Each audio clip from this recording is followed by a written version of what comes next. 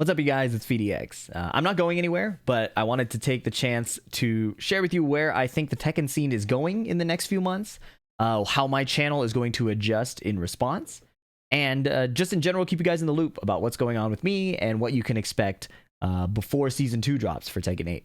Now, I know better than to leave you with no visual stimulation and just my talking head, so I have some Steve gameplay courtesy of Speed Kicks ATL. If you don't know Speed, he's my coach, a good friend, and even if you're not a Steve player, watching his live streams, he shares a lot of what's going on in his head as he tries to figure out a character. And since Tekken 8 Steve is so different from Tekken 7 Steve, I think it's a really informative set of live streams he's been doing lately. So please check that out. I'll link it below. But yeah, let's start talking about some Tekken, and I'll do something different. Let's put on some Tekken music. I rarely put on music in my videos because I want you to be able to listen to your own, and I thought it might be distracting, but this is a channel about me, and this video, I guess this is a video about me and my channel, so I feel privileged enough to do it here. All right, so the Tekken off season. I'm referring to the time until Season 2 drops and the next Tekken World Tour drops. That's kind of where Tekken is at its highest traffic. We're kind of in a bit of a dry, I don't want to say dry spell, but it's a bit of a lull, just because there's not much competition happening. Season 2 is supposed to drop in early spring, which could be March or April. Bandai Namco is known for being notoriously bad about the word early as a time release. So I'm not holding my breath for March, but it would be nice if it were in March. For reference, the first tournament of TWT 2024 was April 13th last year. So if they decide to drop Season 2 and then run tournaments right away, it could be April. But I personally hope that they would give us like a month with the patch at least to figure out the game and then start running tournaments. I think that would be pretty cool. It would make more sense too from a hype perspective. I think where players can just enjoy the game, and then as their attention naturally starts dipping, then we have the tournament scene come back and like bring people back in, right? I think it makes more sense that way. Well, what do I know? The next hype event that I know of, aside from Frosty Faustings in the United States, is the Boz 7v7, which is a Pakistan versus Korea exhibition event. So this is the promotional poster. Boz GG is putting out a bunch of promo for this, which is really exciting. I think that Tekken needs to do way more promo in advance. So this is like, what, 2 months in advance now? And it's happening in Seoul, Korea, March 14th to 16th. And I'm personally hoping that it's on the new patch. I think it would be cool to see new metas, new move lists, new strategies. But I do hope that if it's on the new patch, that the players have adequate time to learn the new patch, right? Like if they drop the new season like March 13th and the players just have to drop in and play it, I don't think it'd be as cool as giving them a lot of time to understand how the new meta is supposed to work, and then having them showcase their skills and kind of settle this rivalry that's been happening since Tekken 7. It's really exciting. They have Atif and Knee here, but what's so cool about, I think, this rivalry in Tekken 8 is we've seen like Atif and Ulsan, right? Like there's been evolutions to the rivalry outside of just a few key players, right? So obviously these guys were big in Tekken 7 as well. But it's nice to see the shift in who is on top as the game's focus has been changing, right? So we have a bit of a downtime with tournaments. We are waiting for Season 2. There's a few big events. As a result, I'll go back to this gameplay. My channel is, and my life, I guess, is going to be focusing a bit more on live streams, at least for January, right? At least for January, maybe February. Part of the reason is we had a really, really big subathon at the end of December, and part of the rewards were reviewing subscriber replays, doing some first to fives, and then exploring some legacy Tekken games as well. So I need to get through those. I'm very behind on those. And I want to make sure that the people who gifted subs are getting like quality replay analysis and not just me, parroting random advice and not looking at the screen very carefully. I think in general, I've been really bad about maintaining my health and my sleep, especially in this first year of Tekken 8. That was an insane wall conversion. Especially in this first year of Tekken 8. And I want to take this off season and try and focus more on that, just so when things do speed up again, the content will continue to be high quality, hopefully higher quality, and just in general having more fun with Tekken and the content scene. On top of that, for at least the rest of January, I'll be in the Sejam Slam for Street Fighter. This time I've been placed in the top seed for the team tournament. So the competition is a lot of players who've been playing Street Fighter for a while. I've only played for like 4 weeks total. I ended up hitting Master with Cammy at the end of the last slam, but I haven't played since then. So I have a lot of catching up to do, and I'm learning Rashid. So new character, New seed, lack of experience. I have to do a lot of playing, so we'll be focusing on the live stream there. If you want to stay up to date on what I'm doing, we have a second channel, PhiDX Unhinged. I plan to post there a lot more just because it contains more live stream content, less formal talking head educational content, and more just like moments of me on stream, for better or worse. So please check out the channel. I know Twitch is not as friendly as YouTube to watch content on, but if you want to catch these moments live, I'll link below my live stream, twitch.tv/PhiDX. Times are inconsistent, so I'm sorry for that, but if you have notifications on, hopefully you can catch me. So as a consequence of the Tekken off season and the live stream focus, video uploads will be a bit slower on this main channel just for this month or two. Again, I want to take this time to focus on my health and try and set up my body and mind to be really like robust and strong to keep making more content. I admire a lot of content creators who are able to do uploads daily. Like you guys probably know, I'm a big Gotham Chess fan, and his ability to keep pumping out content is so inspirational. I know he's been going on like runs and stuff lately. I hate running, but I do intend to take better care of my body just to be able to do this more, because I'm really lucky to be able to do this, and I want to continue doing it. On that Gotham chess note, you may have noticed that we've stopped doing like pins of shame on the channel.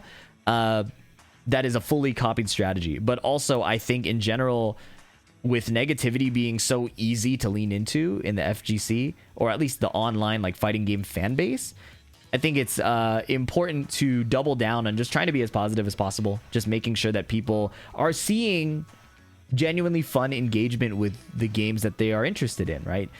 People have to remember that it's not just super diehard fans that are like grinding the game every day. The game is really diverse. There are people who play the game kind of quietly, just casually, don't look at anything online. There are people who only look at stuff online and don't play the game at all and just are in the comment sections.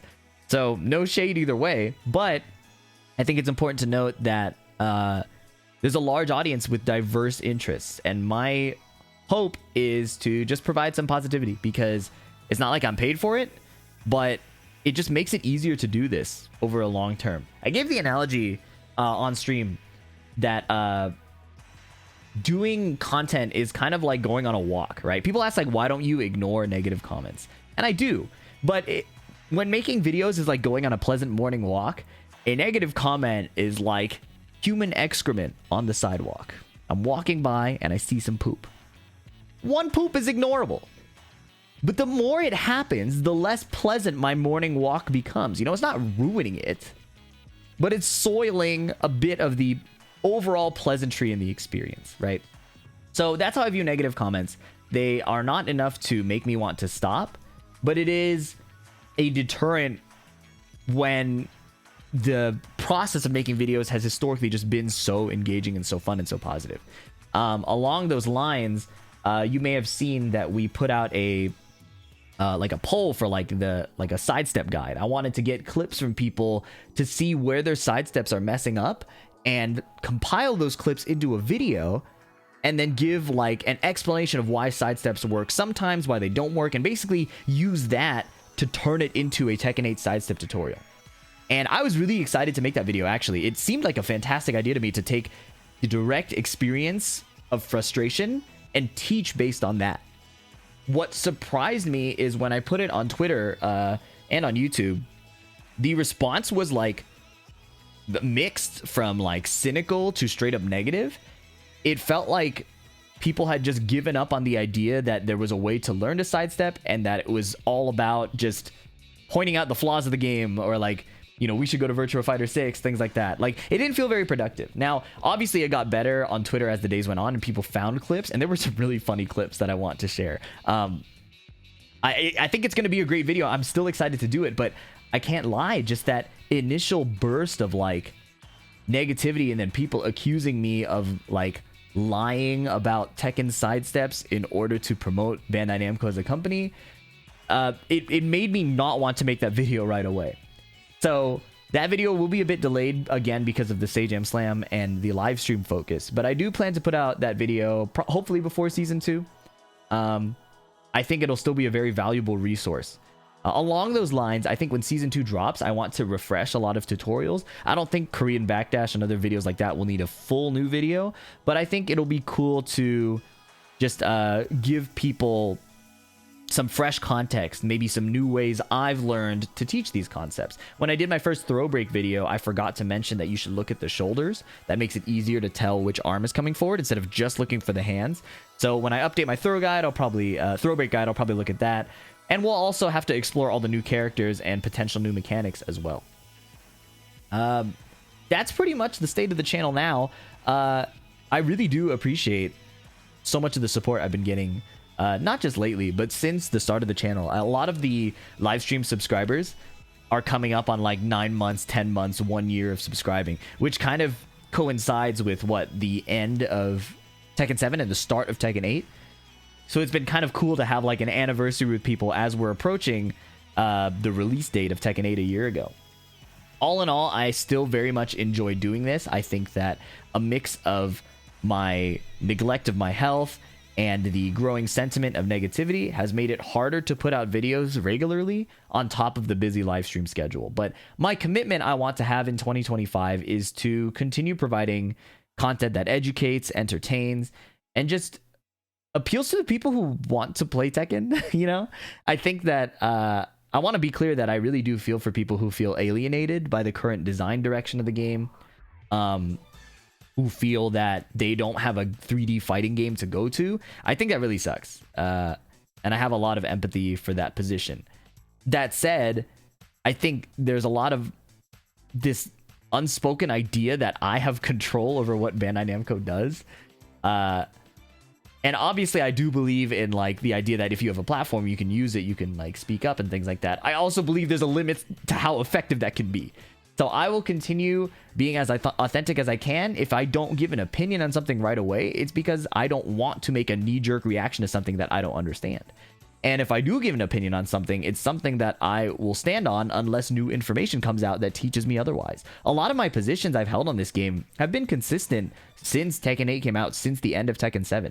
So I'm saying this largely as a reminder to myself, because a lot of people, I think, will try to convince other people that I am flip-flopping or fence-sitting for the financial advantage.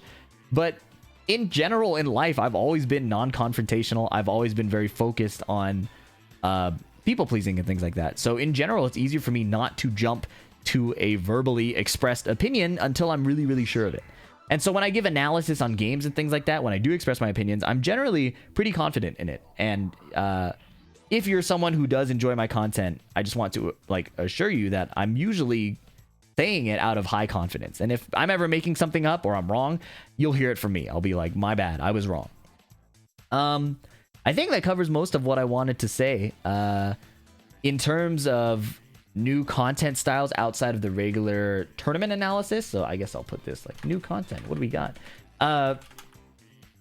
I want to look at the old legacy Tekken games. I want to play the arcade modes and the story modes and like do some like non-straight up competitive content and just kind of enjoy Tekken games for what they are. It would also be cool to find training partners to play with competitively as well, like going back to Tekken 5, Tekken 6, Tekken Tag 2.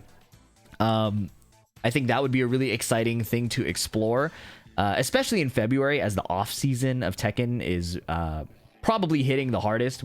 We just got our last patch, the winter update, so everybody's going to be waiting for season 2. So I think that'll be a great opportunity to explore that. Yeah, that's the channel update. Thank you so much for watching. If you did, I appreciate your attention, your engagement, your good vibes. I hope to keep providing it. I do need to take a slight step back just to make sure I'm in a good position to keep doing this. But my intention is to keep doing it for as long as I can. So thanks for sticking around. Please leave a like and comment if you made it this far. You got nothing to say, leave an emoji. That helps me a ton. Subscribe for more. I'll catch you in the next one. Peace.